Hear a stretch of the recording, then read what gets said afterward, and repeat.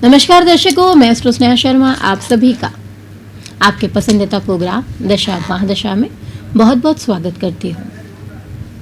हमारी कुंडली हमारा ही दर्पण है, क्योंकि हमारे बारे में समस्त जानकारी अगर कहीं मिल सकती है तो वो हमें हमारी जन्म पत्रिका के माध्यम से ही मिल सकती है, और ये सारे रहस्य को खोलती है हमारी कुंडली। कुंडली का प्रत्येक भाव हमारे जीवन के हर हिस्से को दर्शाता है। छोटे से छोटी बात, बड़े से बड़ा पहलू, बड़े से बड़ा सुख, बड़े से बड़ा दुख, इन सभी को दर्शाता है हमारी कुंडली का हर एक भाव। इन सभी बातों में हम चर्चा कर रहे थे, इन सभी चीज़ों को लेके हम चर्चा कर रहे थे कि हमारे जीवन के बारे में कौन कौन सी परिस्थितियों को कौन कौन सा भाव खोल के रख देता है हमारे सामने, कि हमारे जीवन में कब क्या घटित होने वाला है, ये तक हम जान सकते हैं। तो कुंडली के प्रत्येक भाव के बारे में हम चर्चा कर रहे थे। अब तक हमने जाना था कुंडली के पहले, दूसरे, तीसरे, चौथे, पांचवें व छठे भाव के बारे में।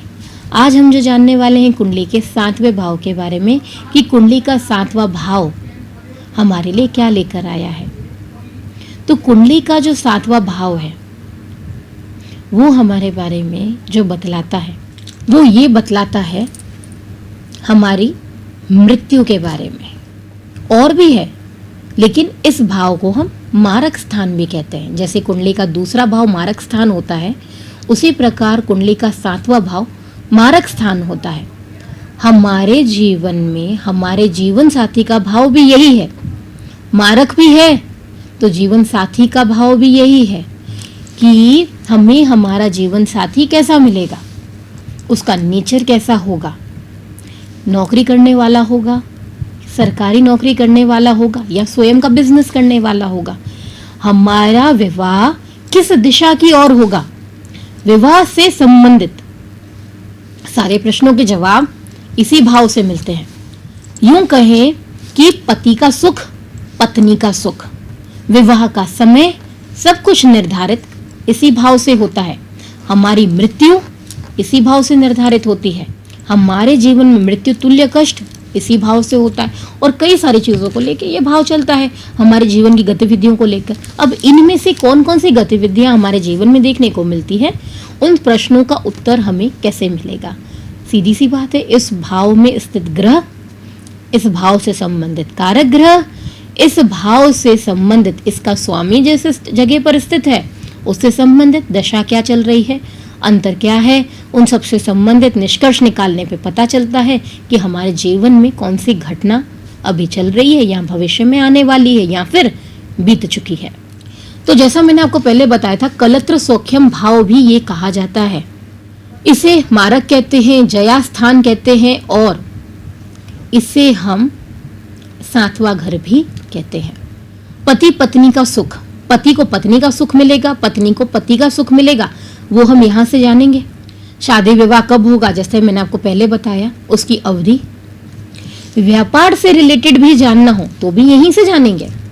साझेदारी, पार्टनरशिप में काम करना है या नहीं करना है, पार्टनरशिप हमारी कैसी रहेगी, कहीं ऐसा तो नहीं है पार्टनरशिप अदालती झगड़ों तक चली जाएगी, वाद विवाद की स्थिति बन जाएगी, वो भी यहीं से पता चलेगा। अब जब बात निकली वाद विवाद की, तो वैवाहिक मामले पर भी थोड़ा चर्चा कर लेते हैं। तो विवाह संबंधित सुख और दुख, जैसे मैंने आपसे कहा था कि वाद विवाद, लड़ाई झगड़े पार्टनरशिप के साथ में है, तो वैवाहिक जीवन में भी है कि इनकी शादी निभेगी, अलगाव की स्थिति आएगी, या कोर्ट कचहरी संबंधित तक वार्ताएं विवाह की पहुंचेंगी, ये भी यहाँ तक आता है। जैसा मैंने कहा था, छठा भाव आपके गुप्त शत्रुओं का भी होता है, तो यहाँ पर 7वां भाव आपके प्रत्यक्ष शत्रु का भी होता है। ये भी यहाँ से ये बताने का कार्य करता है आपके शत्रुओं के बारे में, आपके विरोधियों के बारे में। क्यों? क्योंकि नेगेटिव स्थान है, क्योंकि मारक है, सीधी सी बात है, इसे हम शुभ कैसे मान ले। तो ये भी यहाँ पर दर्शाता है। कुछ लोगों की ये समस्या होती है कि हमारे घर में किराएदार तो आते हैं लेकिन टिकते नहीं है, लंबे समय तक नहीं रहते।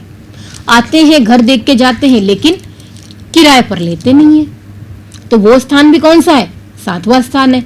अब मेरे घर में समस्या है, या जो व्यक्ति देखने आ रहे हैं उन्हें मेरा घर पसंद नहीं आ रहा है, इसीलिए तो मैंने अपना मकान बनाया ताकि मैं किराए पे दे सकूं और अपनी कुछ इनकम को बढ़ा सकूं।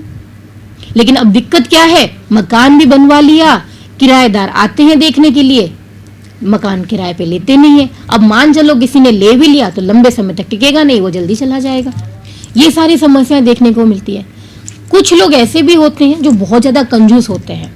अब कंजूसी कहाँ से पता चले, यहाँ पर हमारे लिए हम देखें तो छठा स्थान भी है, कंजूसी भी बताने का ये कार्य करता है। छठा स्थान भी करता है तो ये वाला भाव भी है, सातवां स्थान, ये दोनों ही यहाँ पर बताते हैं कंजूसी के मामले में। उसके बाद हम यहाँ पर बात करें विदेश से हमें कोई सम्मान मिलेगा या नहीं मिलेगा, विदेश द्वारा सम्मानित होंगे या नहीं होंगे, तो देखिए ये भाव भी इसी का ही कहलाता है, सातवां स्थान। वाणिज्य से संबंधित आपको व्यापार है, अकाउंटेंसी का आपका फील्ड है, उसमें उन्नति चाहते हैं तो आएगा सातवां घर। साझेदारी सातवां घर। यहाँ पर हम बात करें कि हमें जीवन को खतरा किन किन चीजों से है तो वो भी यही स्थान दर्शाता है। तो कुल मिला के बात की जाए तो ये भाव हमारे जीवन में कई सारे पहलुओं को खोल के रख देता है। हमारे विवाह से संबंधित ले लीजिए, हमारे कार्य क्षेत्र से संबंधित लीजिए, तो यूं कहे ये भाव केवल एक बात तक सीमित नहीं है, हमारे जीवन की एक घटना तक सीमित नहीं है, क्योंकि ये हमारे सोशलाइजेशन को भी दर्शाता है। तो समाज भी इसके अंदर में इंक्लूड हो जाता है, तो वो पार्ट भी इसी के अंतर्गत ही यहाँ पर देखने को मिलेगा आपको। विवाह में रुकावट का कारण भी कहीं ना कहीं कुंडली का सातवां भाव ही होता है। सुखों को भी बताता है तो रुकावटों को भी यही भाव बतलाता है।